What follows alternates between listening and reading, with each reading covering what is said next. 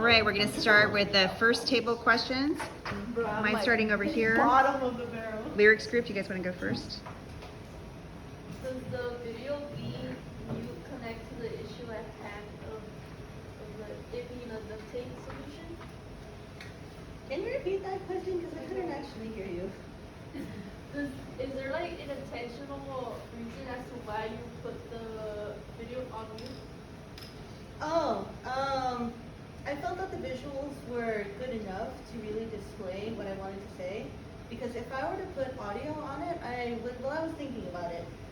And like, I was thinking about adding like the sound of duct tape rolling out, and like maybe some sort of like an ominous like crinkling sound, but I feel like it's kind of, I guess the word would be superfluous, like it wasn't really needed, at least in my opinion, because I feel like the visuals kind of stand for itself. I felt like if I were to put audio, it would have been audio that kind of like supplemented what you're seeing. And also because the app that I use does not record audio, by the way. So I would have had to like record something on the side myself, and I just didn't really feel like doing Foley. To me, it didn't feel necessary. Cool. What was your intention behind the scenes with your face is fully covered up, and then after it's just your eyes showing? I think I wanted it to be like a sort of confrontation of somebody looking at you when they're overwhelmed. Like, because I guess the idea to me is like the idea of like being wrapped up in like all of these duct tape solutions, like all of these temporary things that are just kind of like band-aids. I guess duct tape solution, the other word for it would be band-aid solution.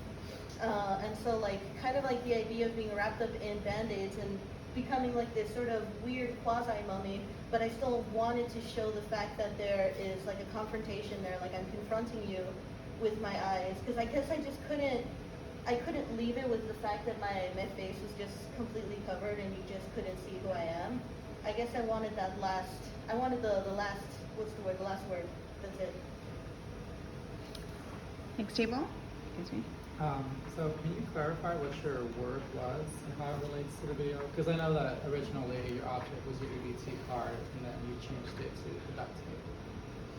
So, I guess to me, the object never changed. Like, it's still like the EBT card, you can't see it.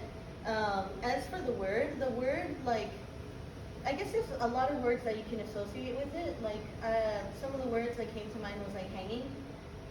So the idea of like hanging on, which is why I was like pulling on like duct tape, just hanging on. There's also to me, the other one was overwhelmed. I didn't really get it from like the list of words. I just kind of went with the flow. Like a lot of this was very, it was very much intuition based. You guys want to go next over here? First table. Is this the reason for the black duct tape instead of any other color? Okay, so this is a weird behind the scenes thing actually. So you see like the tape that's like wrapping around my arms, that's actually masking tape instead of duct tape, because if I were to use duct tape, I would have waxed my arms. And as much of a masochist as I am, I didn't want to do that to myself. So I already had black masking tape at home because of a different art piece that I had made with tape, covering myself with tape actually. So I already had the black masking tape. It was just convenient. They had it at Home Depot. It was a huge roll, and I love that thing. But it was a convenience thing, to be truly honest. And that's the other question, why is it so violent? Because politics is like that. Like, I feel like if you're talking about the oppression of people, like, it's kind of hard to like sugarcoat it when you're like, I guess when you're critiquing something as violent as like institutional violence. You know, like I feel like violence at the hand of grand institutions is always kind of normalized. So when violence is done by the actual like by people who are either defending themselves or just don't like the way that things are, it's seen as actual violence. But the moment that a cop actually kills somebody, it's normalized. You know what I mean? It's like, oh, this is just the way that things are. Like, this is just the way that it is. I feel like I feel like violence at the hands of those who are most oppressed is like very much more noticeable, and I think, you know, it's complicated, you know, when it comes to like violence in politics. I just feel like, unfortunately, they go hand in hand, because if you're going up against a violent system, violence can sometimes happen. So that's where my kind of thoughts led to. It's an unfortunate thing. Are you struggling with yourself or suffocating? Oh yeah, all the time. I mean, I'm on food stamps, for Christ's sake, you know? Like, I'm not quite like doing my best right now. I will say that I'm not like horribly struggling, but my family wouldn't really be able to feed themselves as well without it. So I mean, that's the whole reason why I have it in the first place, is because there's a struggle there. And like, you know, my family struggles aside, there's a lot of people that are struggling with this right now, because material conditions just haven't gotten any better. They've gotten worse over the years. And so I feel like this sort of implies to not only me, but a lot of people. This is the nature of politics, of course. Last table. And our last question is like regarding like the first half of the video, and like like your interpretation, your meaning behind like you pulling down the tape, because I guess it could be interpreted as like it's like a willing action to like be pulling the tape, but I think the way that you're doing it, like the way that you're like pulling it down, seems more like a workforce kind of like process, I guess. So there might be it might be interpreted as like they were kind of forcefully like having to do this and then getting the repercussions of it. Yeah. What was the question? So I was like, how do you like what was your intention with that scene in the first half? Oh, okay. I guess the intention is that like there is like a sort of forceful way. There's like a forceful thing to it. It also goes into the reason as to why it's a loop, because it is like a cycle, like cycles of poverty, cycles of violence, and stuff like that. And so it is because it is an elective thing to go on like government assistance. At least it's elective to a point. Where it's like, I was the one who applied for it. I was the one who, you know, went to the offices to like plead my case. I was the one who made the phone calls. Like, it was like an action that I made, but it was also brought on by like a myriad of different circumstances that brought me there. And so it's like, I guess I see it as almost like I kind of have to do this type of thing, but it's still like a thing that I'm doing. But I guess I also wanted to imply that there are larger forces that are making me do it, which is why I wanted to have like a neutral face the whole time of like, I'm not quite happy about it, but I'm not quite sad. I'm just sort of in this sort of resigned state where, you know, the only thing you can say is it is what it is, you know?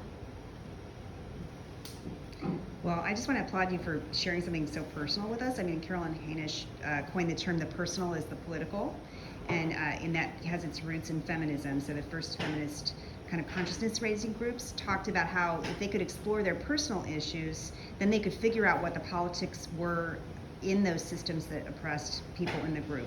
So by sharing and thinking about it, you're making us all think about those things. Like, we're thinking about what are the duct tape solutions in our lives? You know, where are the situations where we've had to get crafty to make ends meet? And how can that become an emotional burden that is maybe stifling to the point where we can't speak anymore, we can't see anymore, we're buried in that. So there's just so many sort of elegant uses of metaphor in the work itself.